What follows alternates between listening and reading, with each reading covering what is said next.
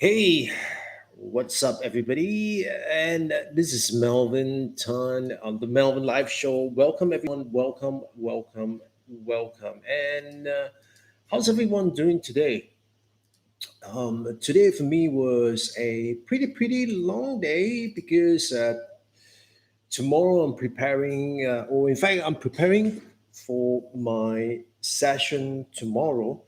Tomorrow, I'm going to walk a team through the whole process of actually coming up with their strategy in terms of social media and how they can use their strategy in a way that kind of helps them to be able to take advantage of what's going on out there. And so the whole idea with the session itself really is to kind of give them an overview of the platform. Now, I wouldn't hide the platform. Actually, it's probably now one of the most talked about platform in the US, and that is, of course, none other than TikTok, right? And so tomorrow, I'm actually doing a program for a group of executive, a group of bankers, a group of people from the public service, people from also private sector as well. And so their intention was to learn how they could leverage TikTok as a social media platform to, of course, reach their audience. And the original person who was actually supposed to run this program, the person was actually from India. And as you probably know, TikTok has been banned in India, and so as a result of that, the trainer couldn't do the training anymore. And so as a result of that, I was given the opportunity to actually walk these people through. And I am so excited about the opportunity because it really gives me the opportunity to share with them what I've done for other people in terms of using TikTok. And so the whole idea behind TikTok actually it's very simple because if you think about TikTok itself, what exactly is TikTok? Now, if you were to ask me, I would say the best way that I would say what TikTok is, I would say TikTok is actually, from my point of view, from the point of view of a business, from the point of view of a brand, the way I look at TikTok is just like a huge shopping mall, right? And so, hear me out here. So why did I say huge shopping mall? Because if you look at the number of people who are actually on the platform itself, that is tremendous, right? It's got so much growth in the last couple of years, especially in the last few months, for example. That is tremendous. So number one, it's this huge shopping mall because this huge number of user base in TikTok. Now, secondly, why I say a shopping mall, because people like going there, and this is a shopping mall for people who are 21 years and below, and they like to hang out there and they want to be seen there, and they want to see, and they also want to be seen there. And so as a result of that, if you think about TikTok itself, like a shopping mall, it's basically a bunch of kids below the age of 21. They want to congregate in the place, they want to be seen, they want to see the place as well. And very often they would want to hang out with their friends, and if the friends are going to be there, they want to be there as well. And also they want to go to the place as often as they like to. And so probably it's a place where they hang out after school, or it's a place that they kind of go to every weekend without fail. And it's become so addictive because the whole place itself just give them the opportunity to not just engage and watch other people, but also gave them a chance to fulfill their dreams. And that's pretty significant itself. So if you are a business and you are deciding whether to take out a physical shop in the mall, here's what you want to think about. You want to think about foot traffic. You want to think about, is that going to be the right place to be at, whereby I'm able to attract and capture my target audience. Is it's a place where I want to also think about whether it's my brand going to be in sync with the location itself. And so, for example, when I was working with Steinway and Sons, they were very, very conscious in terms of where they want their shop to be. So they do not want to be at Plaza Singapura because it's like for mass market. Um, and they want to be a place where it's high foot traffic, but the people who come to that place is of a particular profile itself. And so if you think about TikTok and you think about a shopping mall, that's the way that you want to think about it. So your strategy essentially is not just set up shop there. I mean, it's not just you're going to take up one unit or two units or the entire floor and be there. Because just being there itself, it's not going to attract the people to your shop. Your shop has to have elements of it that would entice people to want to come in, entice people to want to perhaps even go to your shop and to be seen interacting with your brand. And so that is certainly a place where you would want to think about, and the way that you want to think about it is the following. And so the the thing that I told them that I will be sharing with them in terms of the strategy itself is, once you have that right thinking itself, TikTok isn't that difficult to understand, because all you need to know is, if you're going to be at this huge mall, your shop probably cannot be the same type of shop as you would in another outlet, because the way that the outlet it's going to be, it has to be in sync with the demographics of the group itself. And so I think that if you think about it, there is a huge potential also for retail to think about with each store. Yes, I mean, you can get economies of scale by having the same layout and having people being familiar with your place. That said, you also want to be able to think about, when it comes to your shop itself, how is it going to differ from another store? And so those are some pretty important thing for you to think about, because it's going to help you differentiate yourself.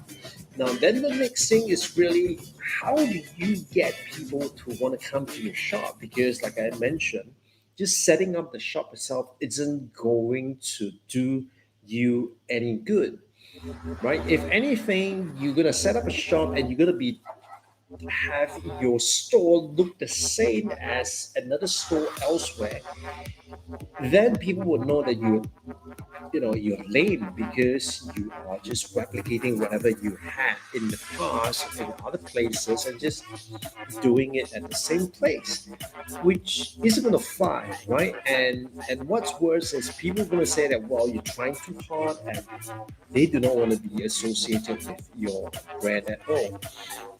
Hi, Jinshen. Thanks for dropping by. Hope you're good. The last time we met was quite some time back. Um, what have you been up to? Share with me. Yeah, so the strategy itself really isn't that complicated once you are able to understand that. So, what are some of your strategies for social media, or when you're working with clients when it comes to social media itself? Well, my strategy is basically very, very simple. Number one, it's my strategy is to ask my clients who are your target audience, right? Now, once you have figured out who are your target audience, the next thing that you can do is then to figure out what is it that they want. Now, this is crucial because many a times people would start off with, this is my product, and how can I get more people to buy my product, right? So, especially in today's context, in today's world, whereby people looking at on demand rather than I have to wait for a particular time to watch my favorite TV show. People looking at customization and personalization when it comes down to content. You're no longer going to be happy with just generic content that has been created, for example. So ads, they want to see people of their age in their ads. They definitely do not want to see people who are not of their age and they cannot identify with, right? So they expect that. And of course, in our context right now with social media, and of course the cost of production and cost of distribution has come down tremendously. This has made it feasible. And so the way to think about this is, who are your target audience and what is it that they want? Now, once you figure out what is it that they want, the next thing is then to ask yourself, if I'm going to run this campaign, what is going to be my objective, right? And when I say objective itself, you can think of it in this manner. The objective has to be aligned with your customers' phases. Now, as a consumer, for example, as a consumer, my the stages that I go through would be as follows. First, I am aware that this particular solution is available to help solve my problem. I need to know that there is a solution that is available. Now, once I know about this solution itself, then the next thing I want to do is I want to compare this solution with something that I'm already using. So it can be a banking service, it can be a car, it can be a headset, it can be a camera. The thing is that your product itself should get me to want to consider, now if I were to buy this, what does it mean to me? And so that's the consideration phase. Now, after going through that consideration, I'll probably do some research. And in the research itself, it will then tell me whether I should go ahead or not. And assuming I am on the fence of whether to go ahead or not, the thing here is that if you're able to make me an offer, then it's going to make me more likely to want to buy what you have to offer, right? So the way to think about it is awareness, consideration, and decision. So that is the journey that your customer is going to take. Now, what you want to think of is that you want to think of your objectives to be aligned to your customer's journey. And what I mean by that is that you want to ask yourself at that first stage when they are looking at getting them to be aware. Your objective isn't to get them to convert. Your objective is actually to reach as many people as possible, or to reach as many people as you can, as your budget would allow. Right? So that's the first part. So when you talk about awareness, your objective is reach. I want to reach as many people as possible because only then will I be able to get people to be aware of me, right? And then you go down to the next phase, which is in order to get them to consider, I have to make sure that they are interested in even finding out more about my product or services. So, what does interest mean? Interest could mean I would sign up for a trial. Interest could mean um, I would be looking at what are the things that you're looking at in terms of Chin, thanks for that heads up. Um, you are thinking about, for example, giving them some kind of a trial or some kind of a teaser or a demonstration, for example. So that is where you really want to give them and entice them. And so for people to say that, well, let me consider, what does that mean, right? So I would take it that when people say that, let me consider, you want to know how many people are actually um, interested in what you have to offer. So I would measure interest. My objective would be to get as many people interested, because if I can get them to be interested in my product or service, then this is going to help me take them to the next level. Because once they've expressed their interest, the next thing that I could do is I could follow up with them, like what is their concern, or what are they looking for? Is there something else that we could offer them? Or is there a possibility for us to make them an offer, for example? Right? And that whole idea is that I want to get people to go from, okay, I'm interested now, to getting to buy it. And so that could be a promotion, that could be a special offer, that could be a customized solution for them, right? And so that could be, various things. But the whole idea with that, the objective is to convert, is to be able to convert these people into from a lead to a customer itself. So once you have that all mapped out, you know who your audience are, you know what is it that they want, you're clear in terms of what's your objective. Then the next thing is really to think about, how do you want to execute this? Now, this is by far where most people make the mistake, because many people jump into this part where they think about, what kind of content am I going to create, before even doing the first three steps. So upstream, if you didn't do the first three steps and you just jump straight in, chances are, because of the plethora of content that is out there, chances are you are not going to get discovered.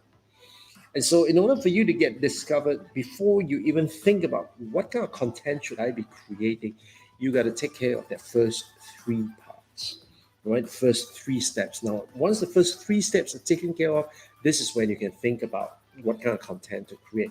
And when you think about what kind of content to create, actually, it's not that difficult, because when it comes to awareness, it's something to capture the attention. And how do you capture attention? Give them what they want. It goes back to step number two.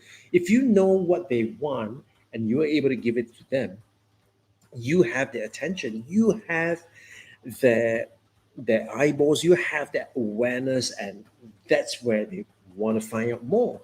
And so, some things to think about is, of course, if you can brainstorm about that, it's are you able to do something that kind of arouse the curiosity? Are you able to do something that kind of shows them how your services can be cool for them, can be funky for them, can be awesome for them? They want to be seen using your product or services. They want to be seen as in the as a lead in the pack, for example, right? So those are some of the things that you can really consider. So it I mean, if you ask me, it isn't really that hard to think about what kind of content that you want to create. um, I would also create a lot of, depending on the business I'm in. I would create a lot of tutorials. I would create a lot of educational. So actually, if you look at it, it's very simple. If you look at a spectrum of entertainment and education, the question you want to ask yourself is, what is your brand voice? Is your brand voice more leaning towards the education, or is your brand voice leaning more towards the entertainment? And sometimes it's somewhere in between. Sometimes it's more of the entertainment, sometimes it's more of the educational, sometimes it's somewhere in between. And so entertainment doesn't mean that it has to be, it has to be all slapstick and all that. Entertainment could be in the form of a story, um, a mini series, for example. So the many things that you could do, right? And so that really is something that you could think about and brainstorm and come up with the ideas. So once you have all these three steps plus, what kind of brainstorm, right? What kind of content you want to create, then that's where you go into the pre-production, the production, and the post-production. And then, of course, after that, you can think about the hashtags and all that, right? Well, it's getting late now. I'm gonna head to bed soon because I'm gonna make sure that this group of people get my fullest attention for tomorrow's session itself. If you want to find out more about this session, drop me a message or a comment, and I'll be sure to send you the link to that session itself. Okay. With that, if you got questions, I'll be more than happy to answer for you. If not, this is Melvin Tan signing off, and I'll see you on the next one. Bye bye.